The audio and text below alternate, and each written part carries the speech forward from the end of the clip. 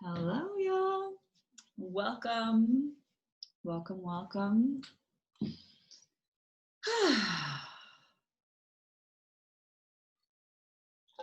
Give us a second to settle in. Take some breaths. Is it my glasses that are foggy? Yes, it's my glasses that are foggy. Excuse me.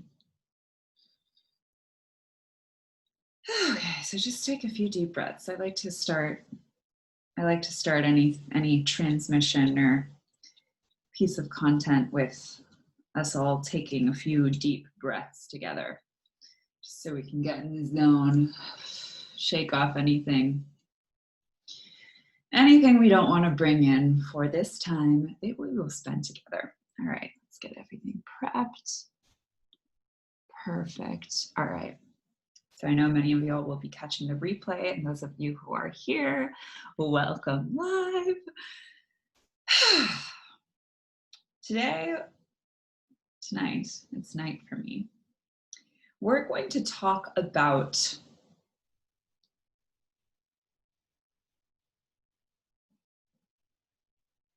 emotional unavailability and emotional availability, and why we might be attracting emotional unavailability and some cycles and kind of spirals and feedback loops, negative feedback loops that exist in that space, and what happens in this in-between space where we are shifting out of the behaviors, the beliefs, etc. of this space, and we are in the transition space into attracting emotional availability. So if you also, if this is the first time you're meeting me or encountering me, just know that I take a lot of long pauses when I'm speaking. I like to collect my thoughts and tune in and like really feel into what I'm saying. So just expect some long pauses. Don't be alarmed. I am fine. I'm just dropping in. I also like to close my eyes sometimes.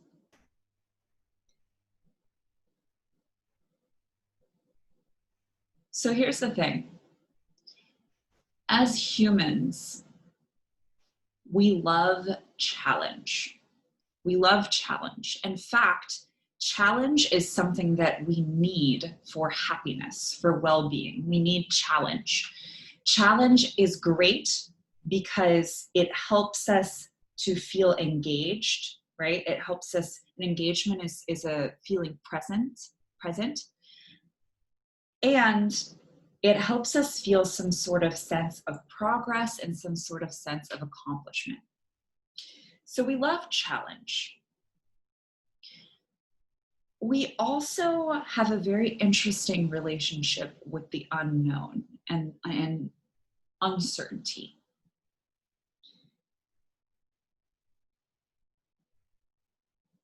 In many ways, we fear the unknown, right? And we catastrophize the unknown, and our mind likes to go to what is the worst that could happen, right? Anxiety. The other side of this is that we're very intrigued by the unknown. We're very intrigued by mystery. We want to know things that we don't know. If someone tells us we don't know something, or that, we can't know something, we want to know it, right? If someone tells us, don't look in that box, right? Pandora's box. If someone tells us, don't look in that box, we're going to want to look in it, right? Because we're like, what? We are curious. We're curious about the unknown. And we can attach a lot of excitement, and our brain can also fill into the unknown in the same way that it can catastrophize. It can also fantasize with the unknown.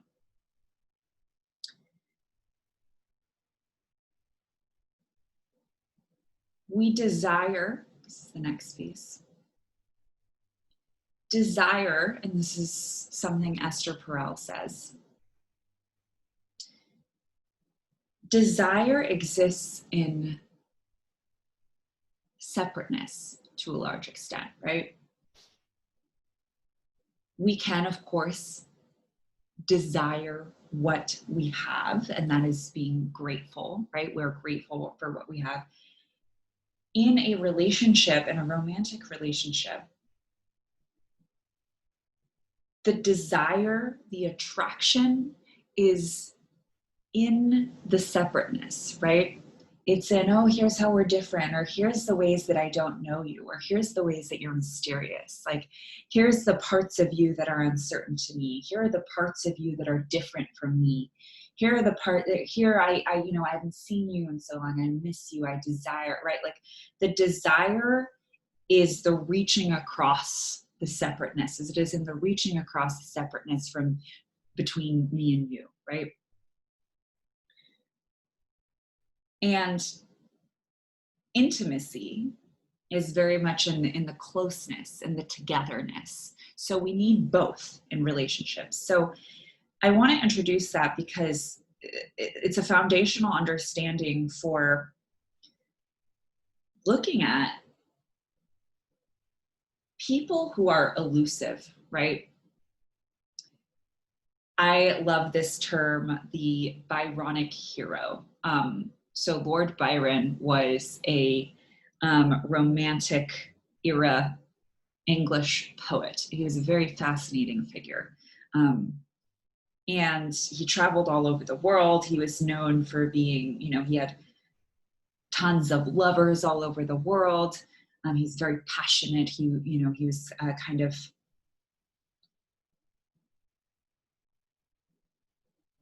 politically engaged. He actually died of chlamydia. Anyway, there is a term I love called an archetype, the Byronic hero, which is this kind of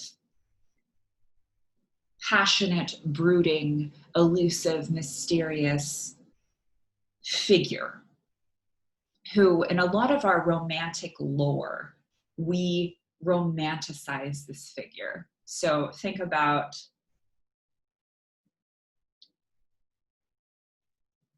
James Dean, right?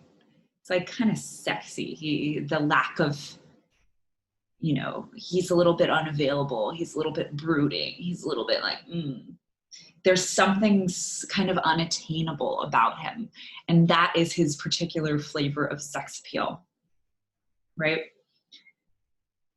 There is something in this unattainable. There is something in this uncertain. We don't totally know what's there, and we're intrigued enough so that our brain wants to fill in the gap of the rest of the uncertainty and fill it in with this fantasy of, oh my God, the rest must be amazing, right?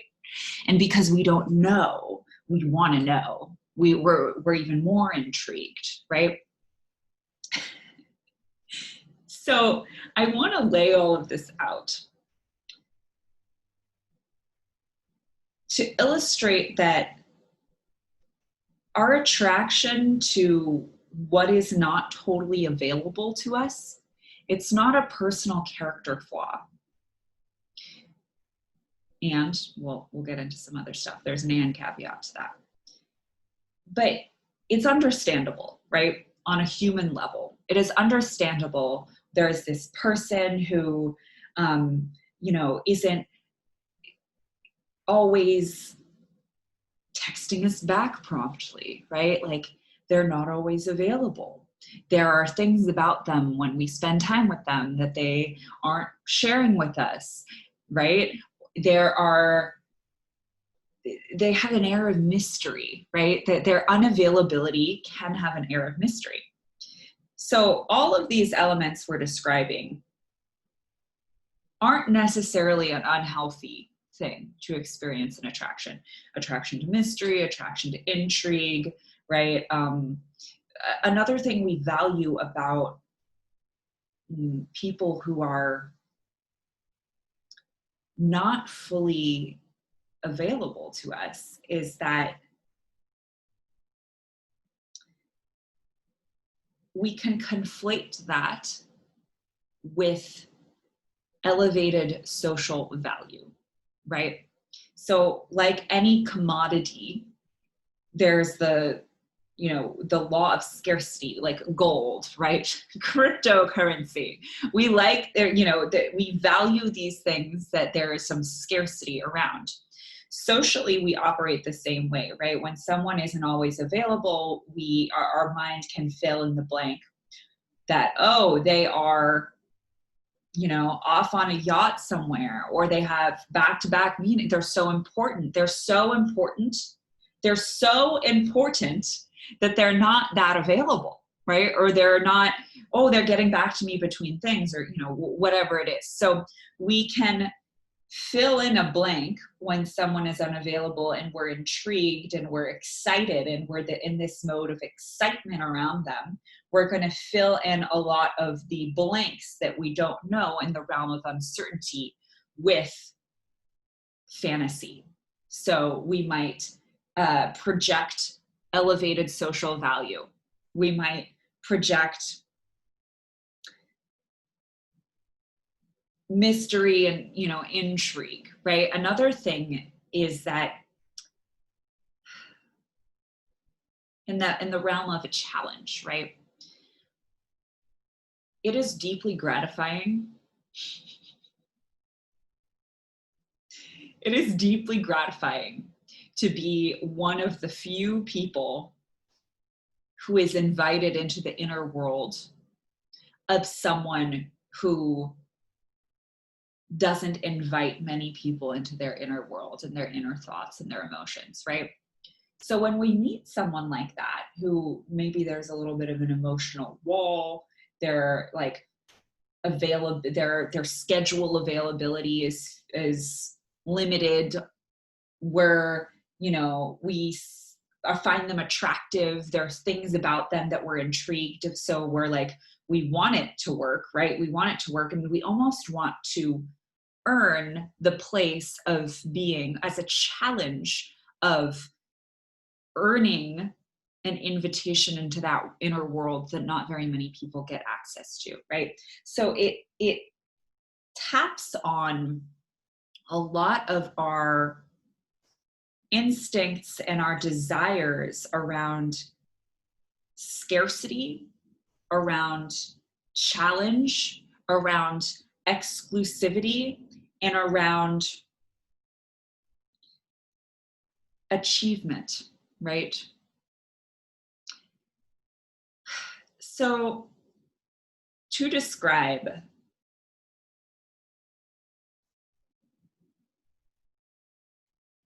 the feeling of dating someone who is emotionally unavailable, right?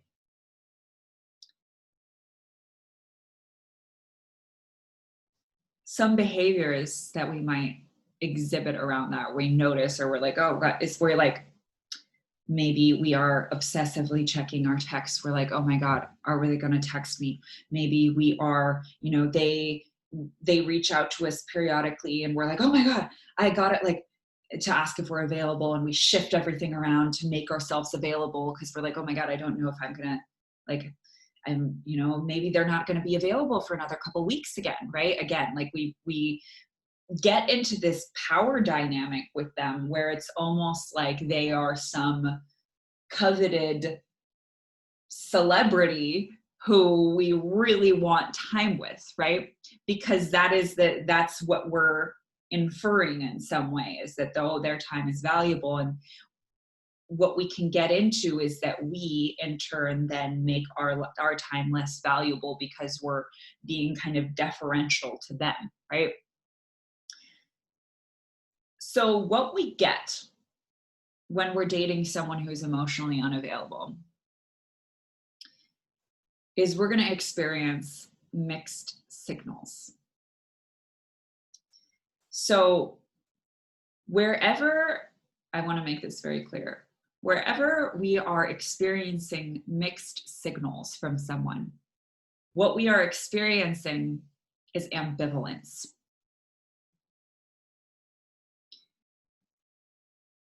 We're getting mixed signals because they are ambivalent, right? or they are confused, or they're like half in. So we need to take that at face value. What can happen when we're really intrigued by someone, or we really like the idea of them, or our ego really needs them to be into us, or whatever it is, right? Is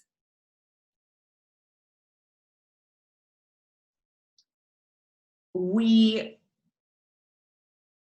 pay attention to the signals from them that align with who we want them to be and align with what we want the reality to be. So, for example, maybe they say really nice things to you, right? And we tend to ignore and filter out. We tend to ignore and filter out the indicators that don't align with what we want, we want the reality to be, right? We're like, oh, that was just a one-off thing. That was just a one-off thing. Oh, that was strange. Okay, well, maybe it was just a one-off thing. Oh, that was just, and we just like dismiss as if it's, oh, because sometimes you go on a date with someone wonderful and they say something kind of weird and you're like, that was kind of weird, but like, maybe it was a one-off thing, right? I'm going to keep moving forward with this and just notice that, keep moving forward.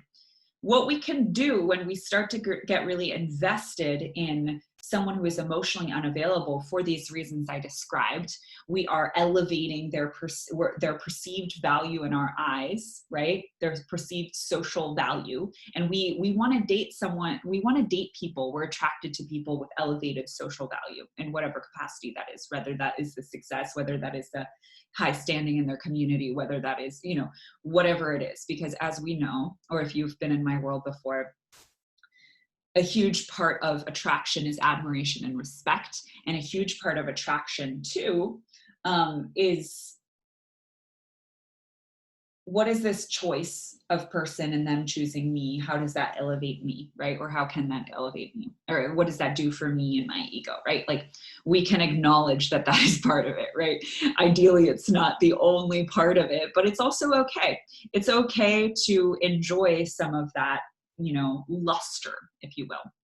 But what happens in these dynamics with people who are kind of available is, again, if we're excited about them, we start to fill in all these blanks in a way that is in their favor, in a way where we are often putting them on a pedestal, perhaps giving them the benefit of the doubt far more than they actually deserve the benefit of the doubt, internalizing the signals that we like and dismissing the signals that we don't as, oh, maybe that was a one-off thing, right? Or, oh, well, that's okay. That doesn't really matter that much to me, when it does. Or, oh, well, like, I know this person has been stressed, so right? So, for example, if someone says really nice things to you when you're together, and simultaneously they never seem to be able to prioritize you in their calendar, right? Or they are kind of wishy-washy about making plans, or they only seem to get in touch with you on a last minute basis, right? Or when it's convenient for them, or whatever it is. Like, they are not making you a priority. When we start to get into this thing, into this pattern, into this holding pattern, we're like, well, they said this really nice thing, right? I once dated this guy who was, and this is a large part of this experience and this transition I went through with this person was a large part of how I came to really understand what is happening here and why we can get involved with it and why we can get engaged with it. He would say really nice things about me and how, his feelings for me and all of these things to his friends.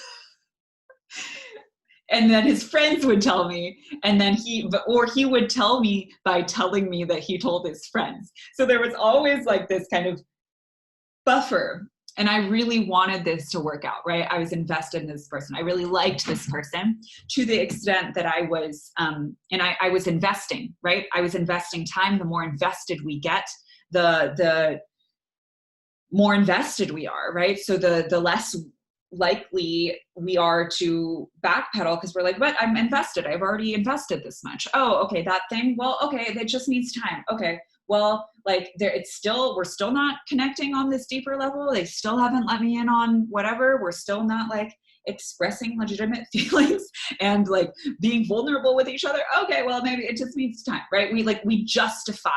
That's a signal when we see that we're in this situation, right? This unequal power dynamic is when we notice ourselves justifying. So we will justify. We will cling on to pieces of information that we like and dismiss pieces of information that we don't like, right? So if we're like, with the example of they're not prioritizing us on their calendar, or they never make plans ahead of time, right? Or it's very like, oh, cool, let's see what's up. Or it's very cool, I'll hit you up later this weekend, right? Instead of like, great, let's make a plan. Right? How we treat people when we're prioritizing them, when we actually care about and we prioritize spending time with them, right? We know the difference. But we can get all in a tizzy when we're invested, when we're intrigued, when we're excited, when we're like in this loop where ultimately we want to win the challenge, right? We want to win the challenge and we've invested this far already. So let's just keep going. And that was maybe it just needs more time, right? It just needs blah, blah, blah, blah, blah, blah, blah, blah, blah. So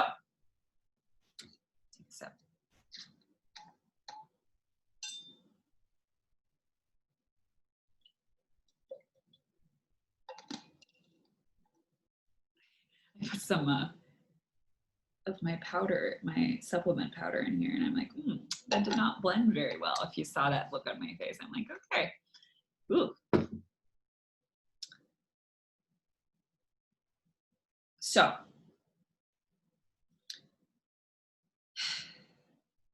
there are various reasons why we might get involved in this holding pattern. The reasons I described that are very human reasons, right? We like a challenge and then it kind of escalates to we want to win the challenge, right? We want to feel special by winning the affection of someone who is clearly not easy to win the affection of, right? Who is clearly not that available. So maybe they're in this high social standing, who is clearly very covetable because we can't fully have them, right? So they must be very desirable. If not everyone can have them, they must be very desirable. And then we get invested, and the more time we put in, the more we want it. The other thing is that they give us intermittent reinforcement. So this ambivalence we're talking about, these mixed signals, this is an intermittent reinforcement, which is essentially we get positive reinforcement at an unpredictable cadence. So we get reward. We get reward where we feel good. Oh my God, they said that. They said they really liked me, right? They said it, right? They said they really liked me. Yeah, but they literally never make plans with you unless it's last minute or blah, blah, blah. Yeah, but they said they really liked me, right? Like, or we remember there's these things and we grab onto these things that we said, right? We get this reward intermittently, sporadically. We don't know exactly when we're going to get it. This is psychologically addictive, right? This is the same pattern as gambling, psychologically, this intermittent reinforcement. So we get addicted to the pattern and we're like, oh, I don't want to, but that great thing happened. Oh, but like, oh, I don't want to just like, right. Then they said this. Oh, and then they invited me to, oh my God, we had such a good night. And like, oh, they're just not ready yet. Like we're justifying because we're getting the intermittent reward, right? So this is a dynamic that is at play. The deeper down the rabbit hole we get, we start to doubt our worthiness, right? It starts to grate at our self-esteem. So we may be in this situation in the first place because we have low self-esteem, right? So we're accepting the level of treatment that we feel that we deserve. That might be the reason, right? We might be in this situation because we like the person and there's, you know, there's some reinforcement. They said those nice things. I'm like, oh, I'm chill. It's okay. Like, I'm fine to make plans last night. It's okay. Justifying, right? Because we like them. And then we get locked into this thing where we're like, well, I want to win their affection, right? I want to win their affection. And the thing is that in these dynamics, the power lies with whoever cares the least, which is, in the case we're talking about, the person who is less available, right? So that could be a reason, is that we get into it, we get locked into the pattern, the intermittent reinforcement, the challenge, the excitement, the dismissing evidence that XYZ. Then we start to lower our standards to make time for them when they're available, to be like, oh, that's not a big deal. Oh, well, this blah, blah, blah, blah, blah. Right? Maybe we set boundaries with them and they don't honor them, and we don't hold the line, because we are responsible for holding the line of our boundaries and our standards, right? We can say, well, I have this standard, I have this boundary, blah, blah, blah. But you can say that. What matters is that you hold it and that you live it, right? So that might be, we can get locked into it and pulled into this pattern. And as we are pulled into the pattern, we doubt ourselves more, we doubt our worthiness more, we lower our standards, that lowers our self-esteem, et cetera, et cetera, et cetera, so that we don't feel more confident to walk out of it, because our self-esteem is lowering the longer we're in it. And this is why this matters, right? There is no problem whatsoever with casual dating, with light touch, like no problem. We want to have a relationship with someone, and it's a little more surface level. We see each other occasionally when it's convenient. Awesome, right? What we're talking about here is when it's not actually mutual. The level of lightness isn't actually mutual. Or we're not getting a clear message from them. They're saying they want something, blah, blah, blah, serious, more connective, but they're not. Or good indicator is they're skittish about that kind of talk. They're skittish about intimacy. They're skittish about, they find the idea, they're a little bit unattracted to sincerity, honestly. So the reason why this really fucking matters is because when we get into these situations, we can justify to ourselves, and when I say these situations, that this is when you're not on the same page.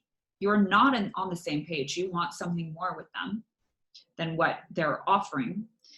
And you're either not being honest with them, or you're not being honest with yourself. You're saying, oh, it's okay. It's when it's not okay for you, right? Or you're telling them and they're like, oh yeah. And then you're not actually holding yourself to your standard with them, right?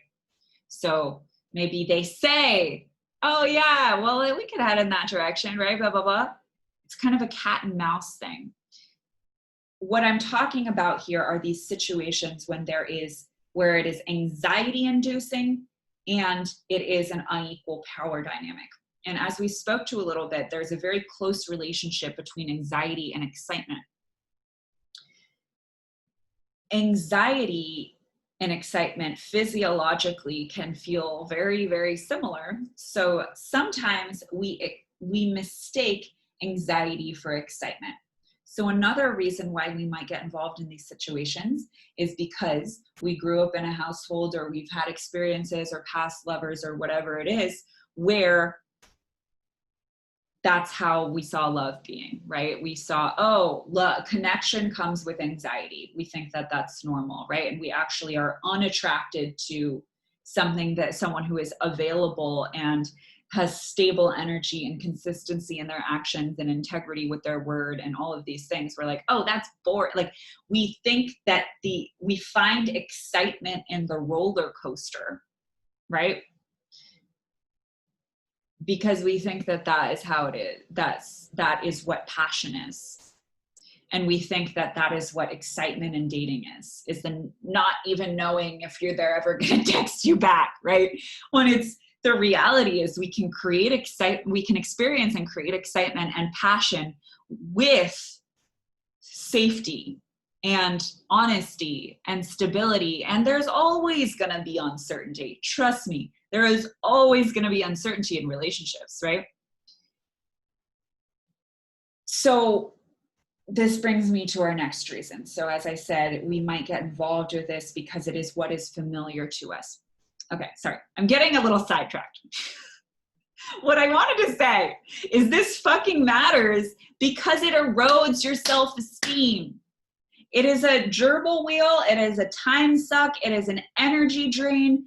And any situation that you are in that is eroding your self-esteem, it matters because that is your self-concept, and that is something you will carry over into whatever next relationship it is, right? So another reason we might be getting involved with this is because we have only been in relationships, as I said, whether it's family or whatever, where intimacy comes with this anxiety and intermittent reinforcement. So that is what feels, quote, safe because it is familiar, even though it is emotionally unsafe.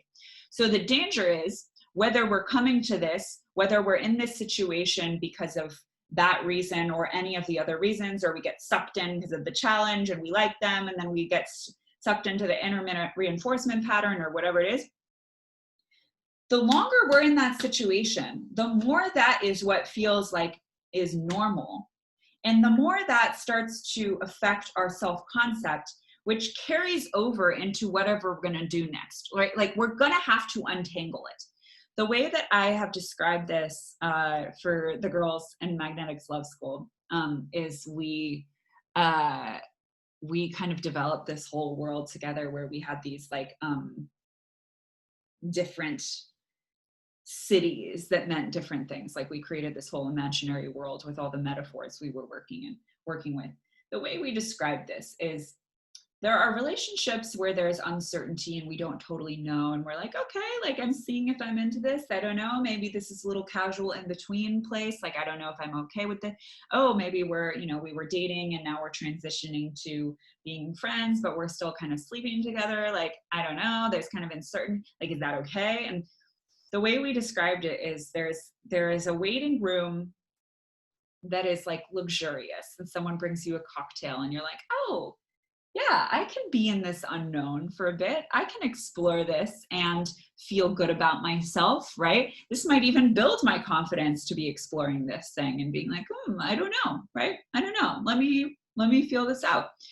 There's a difference between that and the waiting room of uncertainty where there's like cockroaches everywhere. It's sketchy as fuck. Like, it's damp. You might get a cold. There's a weird person in the corner. You don't feel safe. You're in a state of anxiety, right? So you know the difference in your body if you are honest with yourself of like, does this? Yeah, I mean, okay. I mean, I don't really know. I don't know if I like that. Okay, let's see, right? Instead of like, I don't know. Like, I don't know when they're going to call me. Like, I don't know what's going on here. I feel like anytime I bring that up for clarity, they dismiss it, or they like act like it's unattractive, or they act like I'm being needy, or they act like blah, blah, blah, blah, blah, right? Like, that's the waiting room you don't want to wait in, because the longer the waiting creates damage, right, to you. So that's why it really matters.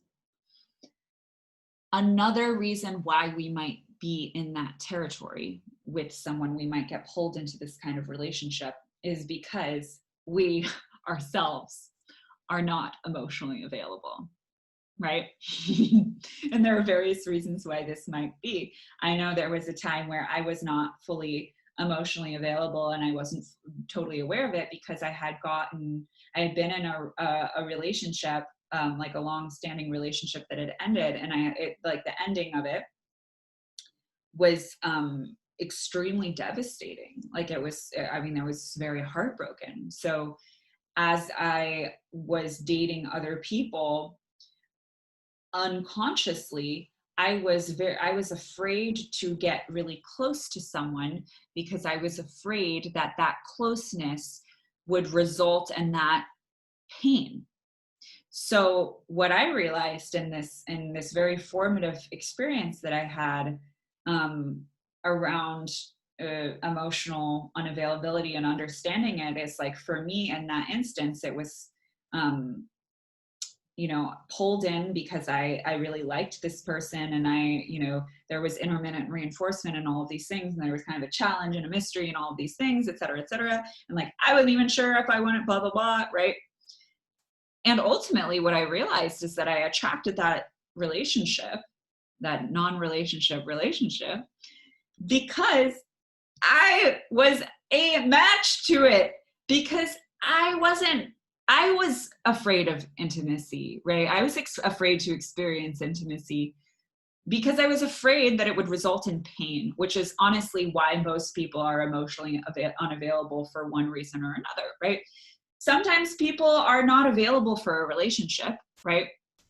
Sometimes people are not available for intimacy with you, and that doesn't necessarily make them emotionally unavailable as a person. But we know what this is. When someone has a little bit of a wall up, when they kind of let you in and then they kind of push you out, when they kind of let you in and then they kind of push you out, when they let you in and then they kind of, oh my God, let them in too much, oh my God, let's push them out, right? We know what this feels like, because it doesn't feel good.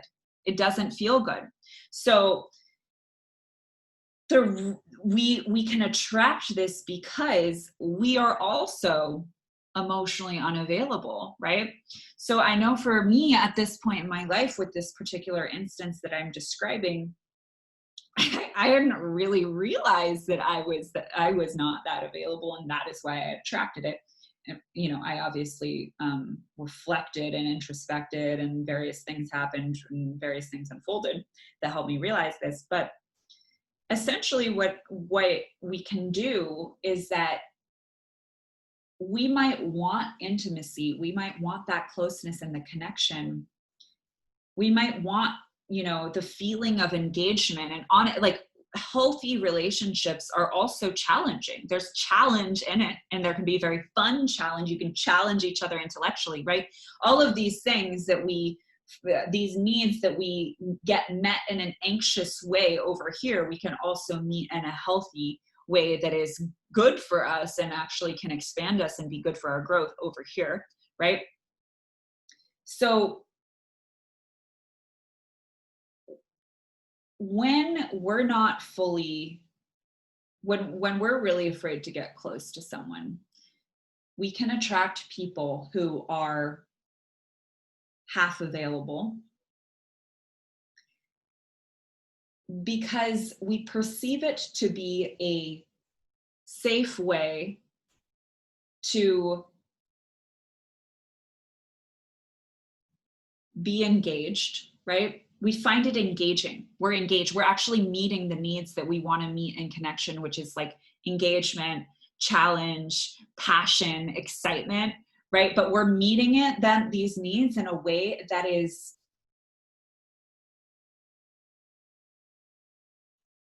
quote, safer, where we might not get hurt, because we're keeping it more surface level, when we truly desire something deeper. We're just afraid of it, right? So there's an illusion of safety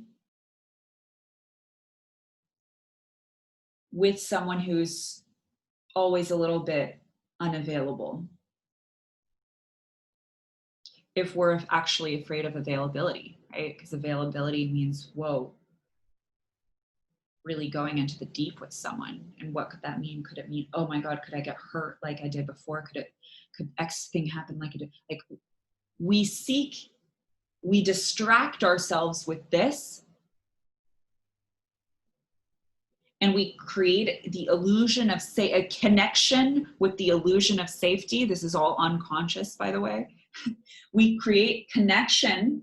We get to meet our needs that we want to meet over here, and we get some connection, and we get some entertainment, and we get, things to be like, oh my God, talk to our friends about it. Like, I don't know what's going on. He texted me when he did, and then I didn't hear from him, and then blah, blah, blah, and then I'm blah, blah, blah, blah, blah, blah. It's like, it distracts us. It's engaging. It's intellectually engaging.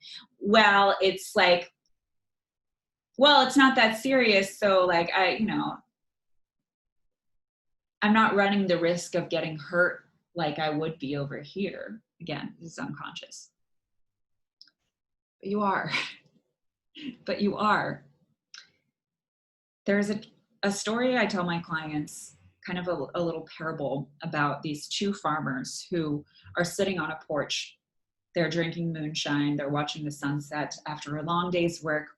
And one farmer says, they hear this howling, this kind of like screeching howling. And the one farmer says to the other, hey, what's that? This other farmer says, oh, that's my dog. And this farmer says, why is your dog howling like that? And this farmer says, he's sitting on a nail. And this farmer says, well, why doesn't he just sit up? And this farmer says, it doesn't hurt enough yet.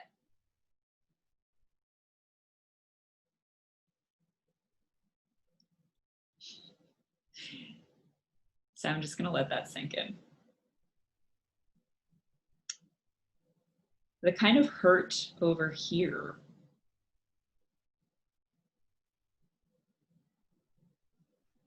and again, this is a situation where we're not actually happy with what it is. If we're both cool with it being lighter, blah, blah, blah, that's clean. That's clean energy, right? We're on the same page. This is one where it's not clean energy. It's murky. It's anxiety inducing. It's confusing. It's it's making us doubt ourselves. It's making us doubt our worthiness, all of these things, right? This is the waiting room where there are cockroaches everywhere. There's sketchy people in the corner. There's it's mildewy, all of these things, and you're sitting on a nail. It's like, nail's pretty small, but you're sitting on a nail. It's a dull, self-esteem eroding kind of hurt. We're not avoiding getting hurt.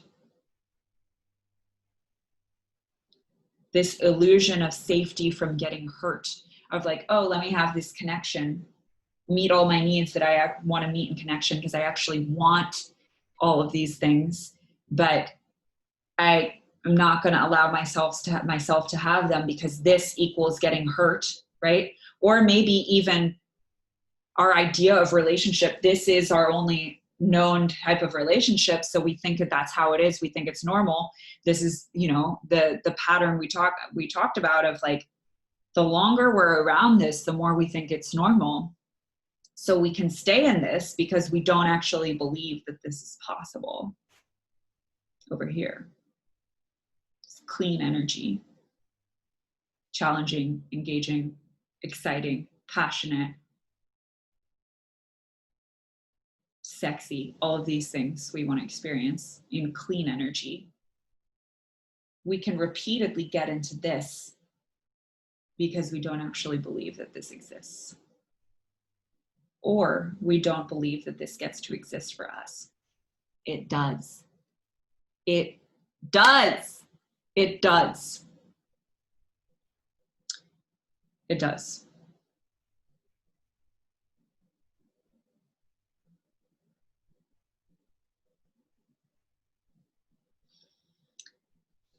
So,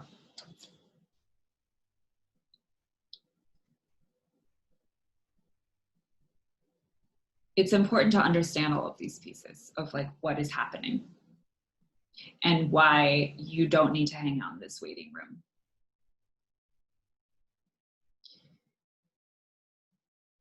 And why when we're sitting on a nail, when it's, oh, it was just a one-off thing. Oh, I mean, like that felt kind of weird, but it was just, it's just a like little incessant, painful, blah, blah, blah. It's like, when are we going to sit up off the nail?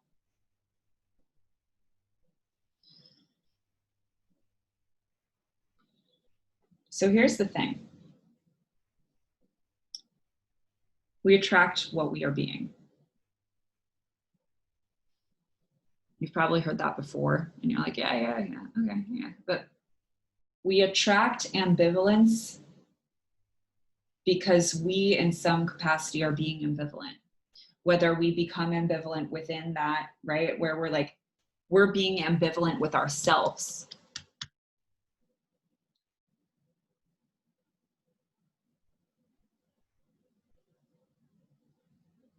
We are being available for someone who is not fully available. Availability attracts availability. Clarity attracts clarity. Clarity repels ambivalence. To clarity, ambivalence is repellent. So, what we need to do to attract the clarity is be clear. And what that means is that we have to be okay with redirecting ambivalence. And if we have been in a pattern with ambivalence, you know, sometimes we might date one kind of unavailable person, and then we go into dating another kind of unavailable person because our self-esteem is low, and also because we wanted to win in this scenario and win their affection, and this, when we were attracted to them, and there's all these feelings attached to it, and this person kind of reminds us energetically of that person. So we're like, that's attractive, that's arousing, right? But the aroused state is anxiety. So the transition that needs to happen is that you have to be okay with not being attractive to this dating pool. And that can feel kind of scary. That can feel scary, right? When we've been playing in the behaviors of this dating pool, when we have been playing this game, when we want to win at this game, it can feel really scary to say something that will be unattractive to this realm that we have spent so much energy, and we've been investing so much energy into trying to attract. We're very invested in wanting to attract. The thing is, when we behave in this way, we repel the clarity. So the transition happens when we hold our clarity and we hold our standards, and we recognize that us going on a date and being like, yeah, I would love to meet someone. I would love to, you know, create a committed relationship with someone I'm really excited to do that with, right? Clearly, I would love to. Yeah, that sounds great. And it's sexy to us, right? That which is sexy to us is also really sexy to someone who is really clear that they want that too. So you go on a date with someone who wants a committed relationship, or they might want something lighter touch, but they want connection. They want, you know, honest communication. They don't want this fucking murky shit, right? You go on a date with someone like that and you're clear and you're honest and you're forthcoming. They're like, oh, sign me up. Who is this? This is hot. This is what I'm wanting. This is the level I want to be met at. Yes, right? If we've been playing in this territory where saying that we want a relationship is actually unattractive to these people, and we show up, and what we really want is this clearness, right? And what we've been playing this game, and we're like, oh, that's how you attract. That's how you attract, is you act like you don't care, or you blah, blah, blah, or you're like, oh yeah, whatever. If it happens, it happens. Or like, sure, whatever, right? When to the person who wants someone who wants what they want, and we show up with that on a date with them, and they're like, cool, yeah, so what's your deal? What are you, what are you available for? What are you, however they're saying it. And we're like, oh, I don't know, I'm just kind of seeing what happens. Yeah, all right. They're like, oh, okay. Then we're like, okay. They're like, that's not my person. Okay, right? It's unattractive. You see how that's unattractive to them. They're going to be like, oh, they clearly are uncomfortable with intimacy or the idea of intimacy, right? Versus if we show up and we're like, yeah, I really would like that, right? We're available for it. They feel that availability, and they're also available, and they're like, oh, right? And we can be afraid when we have felt pain around love, or we're scared. Like love is the ultimate unknown. I get it. It can be really scary. It really is, because it's a dive into the deep with someone.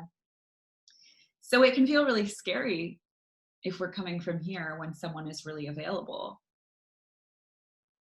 And we're like, oh, wait, this could actually be something. Oh, shit, maybe let me just devise, let me just self-sabotage, let me just create some issues, because I'm really used to having issues, and that's what feels safe, because that's what feels familiar, even though it's actually unsafe, right? So if we go on a date with someone like this from over here, and they're like, oh yeah, I just, they're talking about their fucking ex on the date, and then they're like, yeah, I don't know, I'm just, not really, there's the ambivalence, and you're like, yeah, if it happens, whatever. They're like, yeah. But if you show up on a date with with a person from here, and you're like, I would love a relationship, they're like, ooh, right? Skirt. That's the bravery and the transition from here to here, is that you have to be brave to hold in yourself, and holding the belief and the knowing that this actually does exist and it is available for you. And what makes it become available for you is you being a match to it, and your clarity and your availability.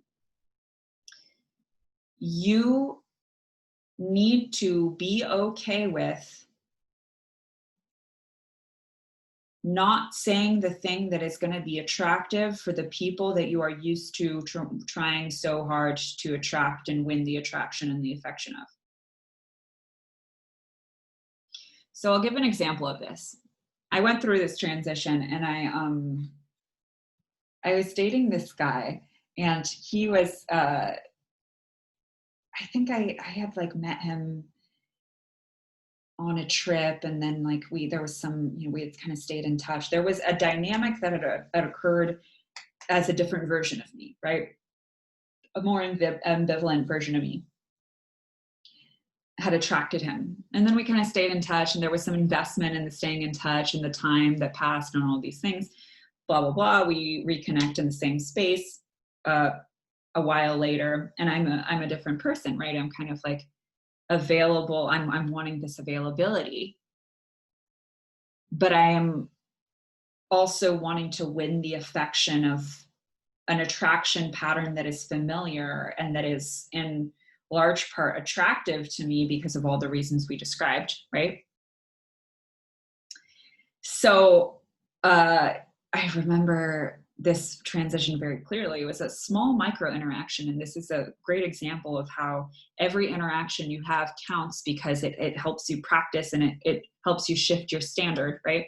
So I think he was being really wishy-washy on plans, and it's like, we can be light touch, right? And outside of the scenario, we could be light touch. We can be, more surface level, but it's like, I still have plans. I still need to know, are we meeting on Tuesday? Or are we meeting on Thursday? right? So there was something he was being very wishy-washy about plans, and I kept putting clearly forth, like, um, I kept putting very clearly forth, like, oh, okay, I think I said something of, sounds like you're not sure. Reach out, like, how about you reach out to me when you have a free evening? Because he was being really wishy-washy. I said something to that effect that was essentially staking, like, cool, we can connect if you actually make the time and prioritize connecting with me, right? And then he said, he was like, well, that was a very calculated response. And it was like, he didn't like it, right? He was kind of shaming me. He was kind of shaming me for, like, putting something forth clearly, right? And being intentional with my phrasing. So that was so funny to me, because that was just a very clear example of, like, the clarity and the standard repelling the murk, right? And it was very important that I was like, okay, I'm not going to go backslide into the murk to attract this person. I'm going to let this person not be attracted, and my ego can handle it, right? We have to be okay with letting them not be attracted anymore, because the clarity will repel and the clarity will attract, right? Just like the murk will attract and the murk will repel. So if we want to play over here in the realm of magic and self-esteem and respect and prioritization and mutual trust, right? And excitement and all those other things, we have to be willing to lead with clarity. We have to be willing to be sincere. We have to be willing to be excited and forthcoming about what we actually want, and allow it to be sexy, because it is sexy to us, right? It's sexy to us, and it's sexy to someone else who actually wants it. In that transition, we get to know what's happening, know that by us actually redirecting the murk, even though it might feel scary to our ego, because we're like, wait, but that's who we're used to, seeking the validation of what are we doing? Right? That is your signal that you're in your clarity. And that is what's going to be super fucking sexy to this dating pool. At this point, I mean, I rewired my attraction patterns a while ago, but oops. What I want to tell anyone listening is that you can entirely rewire this for yourself. At this, like, I find emotional unavailability repulsive at this point, right? That wasn't always the case. At this point, I find it totally repulsive, because I'm just like, oh, that person doesn't know. That person is being weird. They're not being direct. What, like, ugh, like, wishy-washy, like, what do you mean? What is it? It's just like a totally different thing. You can absolutely, and I understand this, because it's like, but I said I'm attracted. It shifts.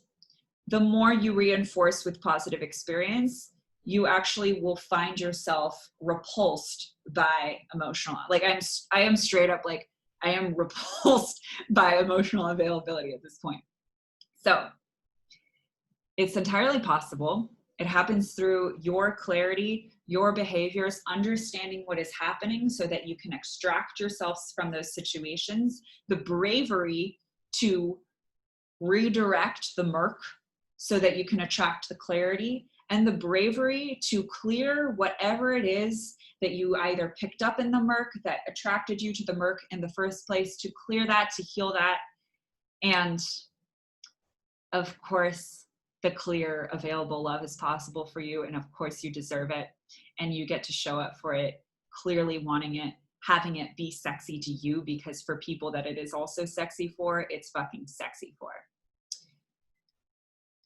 So that's what I have to say about that. Do we have any questions?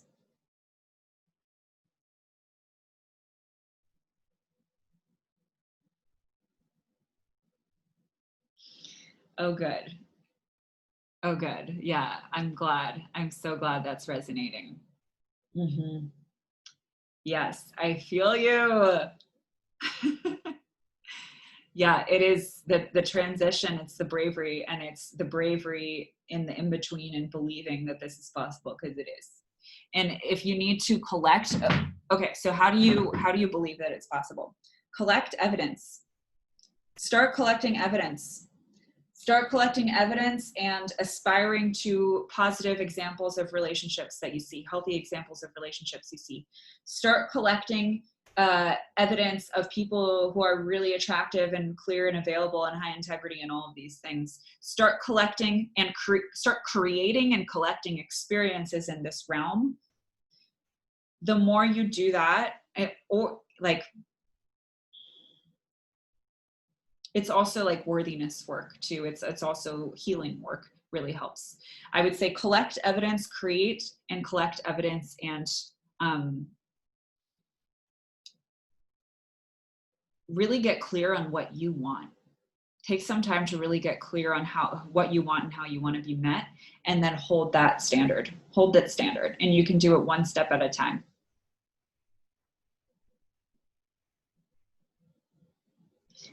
Awesome. I'm so glad. Okay, y'all.